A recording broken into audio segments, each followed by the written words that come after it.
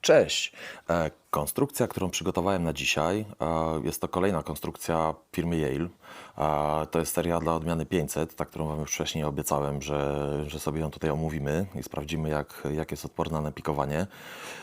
No Yale ją tam ogólnie dość dobrze wycenia, jeżeli chodzi o jej odporność na pikowanie, na oczywiście rozwiercanie i tego typu inne historie związane z bumpingiem i wyrywaniem tej wkładki.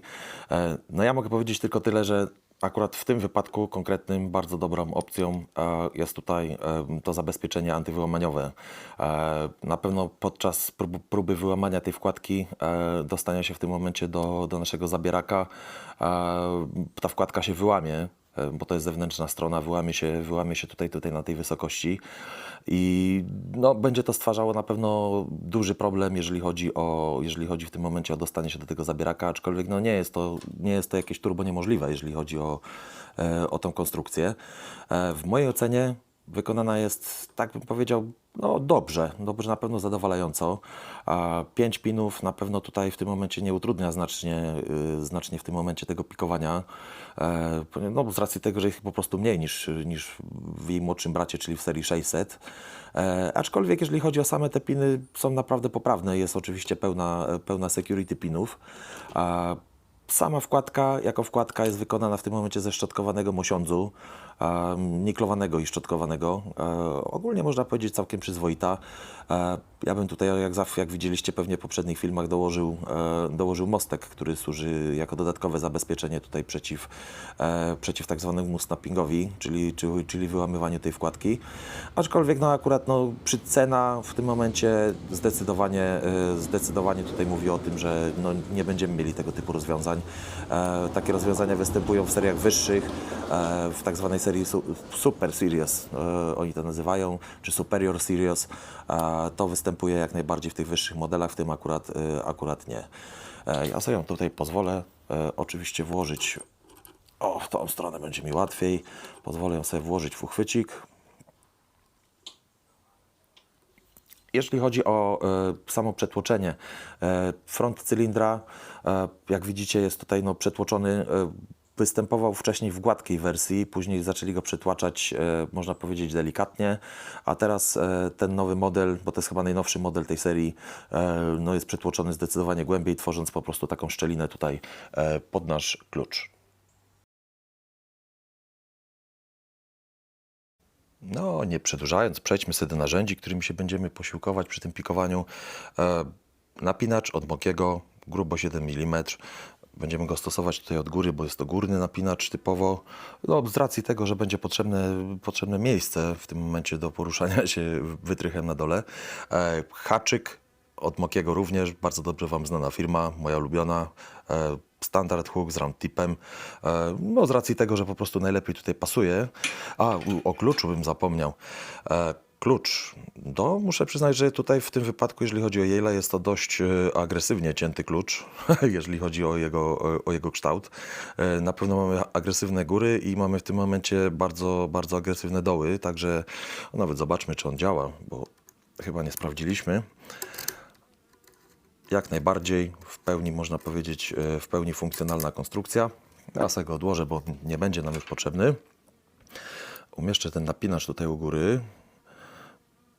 Doskonałe miejsce. Napinam zgodnie z ruchem wskazówek zegara. Napięcie powiedziałbym lekkie do średniego. Sprawdzam pin pierwszy. Pin numer 1. Zdecydowanie chciałby nam coś tutaj powiedzieć. Wskoczył do góry. Ładnie było słychać kliknięcie. Pin numer 2. Zdecydowanie słychać było ładne kliknięcie. Pin numer 3. Jest. Teraz zdecydowanie kliknął. Pin numer 4 nic. Pin numer 5 nic. Przejdźmy sobie tutaj dalej. Z powrotem do pinu numer 1. Zobaczmy, któryś być może nam tutaj spadł. Pin numer 2. Było delikatne kliknięcie z delikatnym ruchem rdzenia, także to jest dobry znak. Pin numer 3. Nic. Pin numer 4. Teraz pin numer 4 ładnie binduje. Było ładne kliknięcie. O, mamy nasz falset, czyli no, jesteśmy, można powiedzieć, na spodziewanych spulsach. W tym momencie bo Yale na pewno słynie z tych spulsów, albo czymś podobnym, bo jeszcze ta konstrukcja nie była otwierana. Piąteczka teraz ładnie binduje.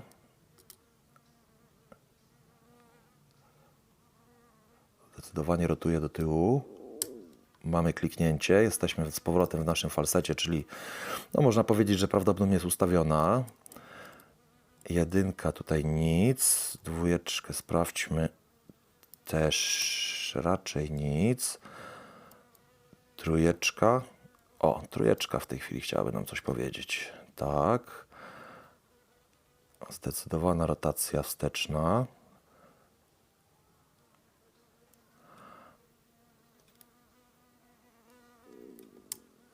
Jest kliknięcie, jesteśmy z powrotem w naszym falsecie. Także podejrzewam, że ona jest ustawiona. Zobaczmy naszą czwóreczkę. Czwóreczka nic. Piąteczka jest ustawiona. Jeszcze tylko sprawdzę na wszelki wypadek. Wracamy więc do naszej jedyneczki. No i teraz nasza jedyneczka, podejrzewam, binduje. Tak, dobrze czuję.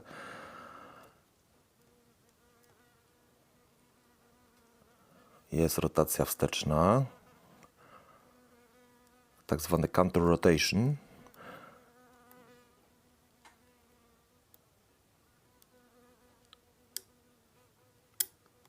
Jest kliknięcie, ale straciliśmy nasz falset w tym wypadku.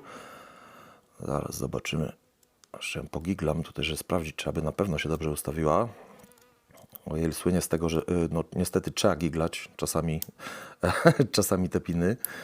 Dwójeczkę sprawdzam, jest. Jedynkę jeszcze raz sprawdzę, czy nam nie spadła teraz, bo coś huknęło w dół, było słychać. Dobra, dwójka jest. Lekki ruch rdzenia. Trójeczka nic.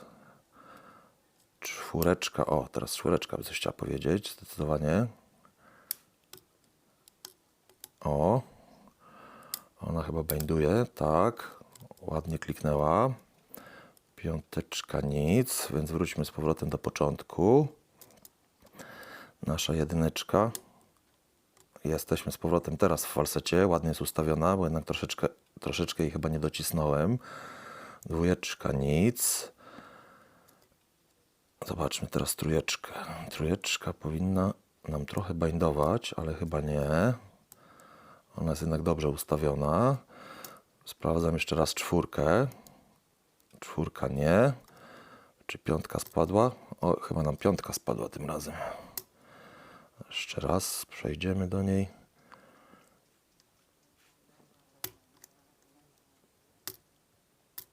O. Nie, no, sprawia wrażenie ustawionej teraz, ładnie.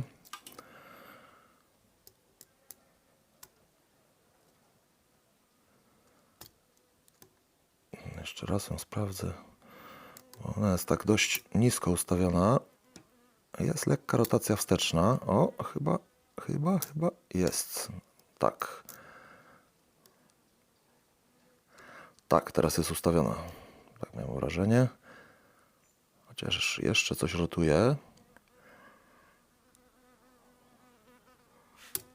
O, teraz nam huknęło. Dobrze. Było słychać wyraźne kliknięcie. Więc wrócę sobie z powrotem do początku. Mam nadzieję, że nic nie spadło. Za dużo przynajmniej. Trójeczka. Proszę bardzo. Tak wygląda nam, no jak wiecie, otworzenie tej konstrukcji. To trójeczka nas w tym momencie trzymała, ona lekko sobie opadła. No ogólnie nie jest to jakaś super trudna konstrukcja, jeżeli chodzi o jej pikowanie. Także tutaj można śmiało powiedzieć, że no, jest się czym pobawić, aczkolwiek no, nie jest bardzo trudna. O, może tak bym to ujął. Sprawdźmy tutaj, jak można ją sobie tutaj otworzyć, bo tutaj to będzie dla nas dość ważną kwestią. Widzę, że mamy tutaj segerka, a jeszcze oczywiście tego to nie było otwierane, także tutaj prawdopodobnie wsadzę sobie kopytko, które nam będzie przytrzymywało te piny ładnie z przodu. O, dokładnie. I sprawdźmy tego segerka. Jakby można go było tu ściągnąć, to by było doskonale. Może się uda bezinwazyjnie. O, troszeczkę nam tu widzę wyszedł. Zobaczmy. O, tak, jest, ładnie wyskoczył. Czyż nam się uda go jakoś podważyć? No oczywiście segerek standardowy, także tutaj to nie będziemy tego omawiać, bo tu nie ma jakby sensu. Ja sobie tą konstrukcję pozwolę umieścić tutaj w naszym uchwyciku, żeby było łatwiej, żeby nie uciekła za bardzo. No i zobaczmy tutaj, jak wygląda kwestia, jeżeli chodzi o nasz rdzeń. W tym momencie o kipiny. Zaraz sobie przejdziemy do driverów. Proszę bardzo. No tak jak Wam mówiłem, mamy ich 5. Bardzo fajne tutaj mamy w tym momencie przefrezowania, które służą do wyłamania rdzenia w przypadku po prostu wyłamywania wkładki. Ten rdzeń się nam o wiele łatwiej po prostu wyłamie.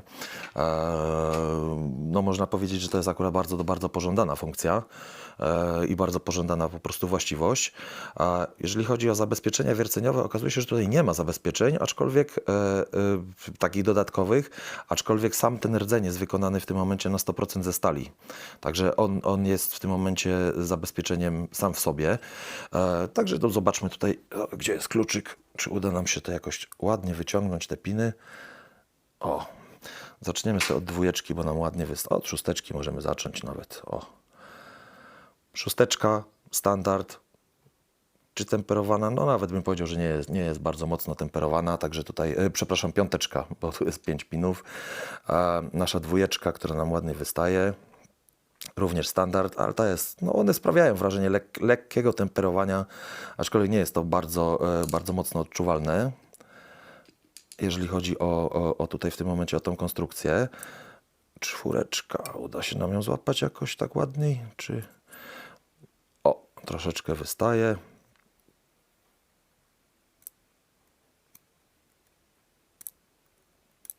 Dobra, ja to sobie zrobię inaczej. Po prostu ją wysypię. Będzie prościej. Nasza 4 również jest standardowa. Bez żadnych udziwnień. Mosiąc. Także tutaj to jakby było też przewidziane. 3, króciutka. Wypadła nam troszeczkę stacki. 3, również standardowa, bez żadnych udziwnień, zgodnie z przewidywaniami. No i została 1.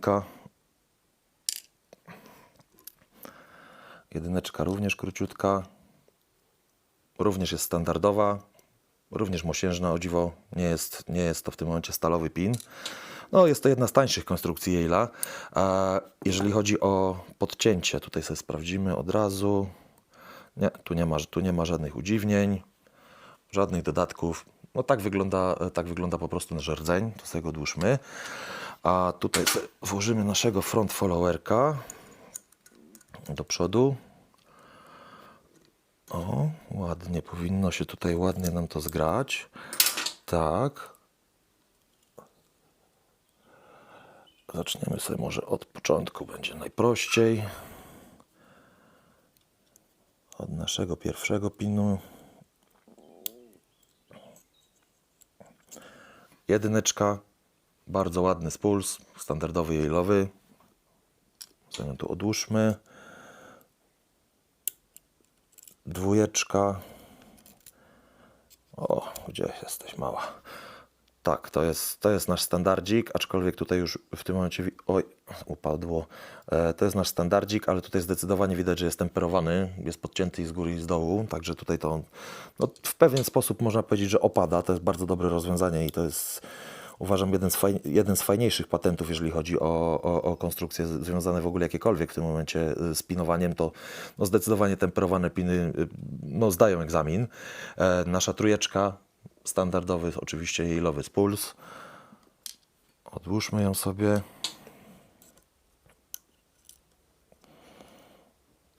4, również standard, również temperowany. Także tutaj to zgodnie z przewidywaniami. I nasza 5. Nasza 5 to jest spuls. Już Wam pokazuję, proszę bardzo. też bardzo, no ogólnie można powiedzieć, to są ostre spulsy, jeżeli chodzi o Yale'a, także tutaj jest trochę zabawy z nimi. Jeżeli chodzi o sprężynki, ja sobie pozwolę je wysypać. O, może będzie to prostsze rozwiązanie. Wszystkie 5, żeby wypadło. O, mamy 5. Komory w żaden sposób nie są podcięte. Widzę, że tutaj to jest całkowity standard.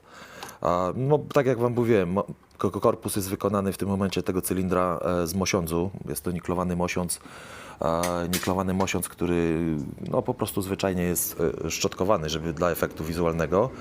Sprężynki dość grube, stalowe, bardzo mocne. Wszystkie 5 sprężynek jest identycznych. Ja sobie tutaj poszereguję. Ładnie uporządkujemy i już Wam pokazuję, jak to wygląda.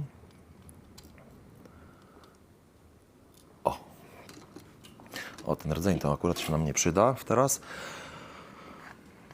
Tak wyglądają gacy tutaj w tym momencie z naszego Yale'a serii 500.